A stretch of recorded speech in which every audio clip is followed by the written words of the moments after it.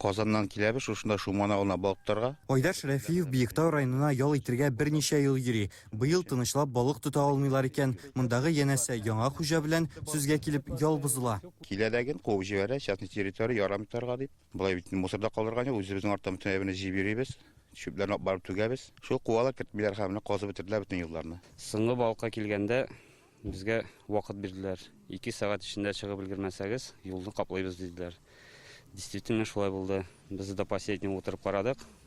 Уже 2 сәгатьтән соң техника эшли башлады. Бирдә ял итүчеләр сүзләренчә, бер ай элек күлгә керү юлларын шулай балчык белән каплый башлаганнар.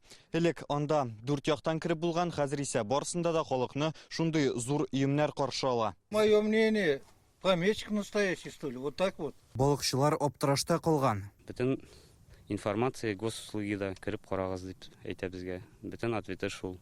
Беренди указатель, беренди информационный табличкалар да юк. Любой халыкка неприятно инде, ул бит инде планета общая, как говорится, бәрбер мондай әйбер бер кешегә дә неприятнадыр инде. Сулыкка керү юлын берәр кешенең капларга хокукы бармы? Федераль закон нигезендә яр буенда бар кеше эчендә ачык полоса калырга тиеш. Ни өчен бу авылда әлеге карар үтәлми? Әллә күлне шәхси кулларга биргәннәрме? Без бу сорауларны Каенлык авыл җирлеге рәисенә юлладык.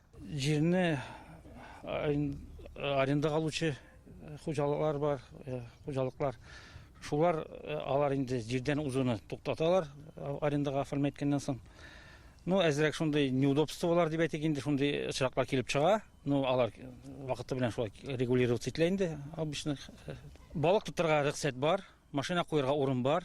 Алмаз Аминов белән аралашкач, сораулар тагында күбәйде. Күл аларның башкарма комитет балансында икән. Аның тирәсендәге участокны Красная Заря кооперативы арендалый. Әмма ни өчен җирне арендалаучылар сулыкны каплыйсың? Алар обычно, ну, хуҗалар баганалар куялар, чик баганасы, анда инде язу куялар, монда тыела, анда пока хуҗалар, видимо, аны куеп өлгермәгән. Без Красная Заря кооперативы җитәкчесе белән телефоннан аралаштык, ләкин ул интервью бирүдән баш тартты. Шулай да монда балчыкны үз кушуы буенча алып килүләрен инкар итмәде. Әмма гамәленең законлы булу-булмавын раслый алмадым. Бу хәлнең законлылыгын хәзер экологлар тикшерәчәк. Безнең чакыру буенча монда министрлык инспекторы килде.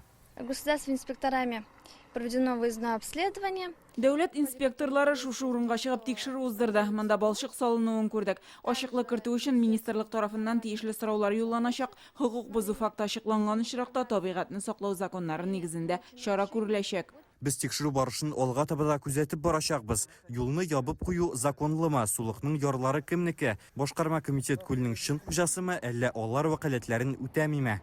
Биектау районыннан Үрзәл Шарипов, Гөлнә Сәйфетдинова, Владимир Гурьянов, Данил Филатов, Яңа Гасыр каналы.